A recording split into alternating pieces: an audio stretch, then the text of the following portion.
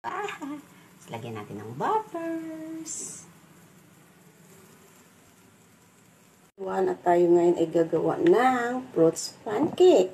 At isang banana, isang itlog, isang cup na. And gentlemen, ang ating sea flour ay isama muna natin. At isang cup. Ayaw ko kasi masyadong matamis, kaya instead of half of sugar, ay natin lahat ng ating dry ingredients. And of course, ilagay na natin ang ating makapangyarihang fruits. Ayun. So, natin ang ating milk.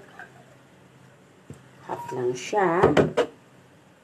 Tansyain na lang ninyo guys kung depende sa kung gaano kadami ang inyong ginagawa. Mix. Ano siya guys? Siyempre, halo-halo na natin. Bakit black ito siya guys? Kasi may blueberry at saka strawberry. So, fruits pancake siya.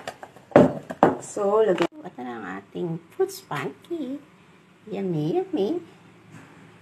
Baliktaran natin yan mamaya-maya. Pwede na. So, dito naman sa kabila,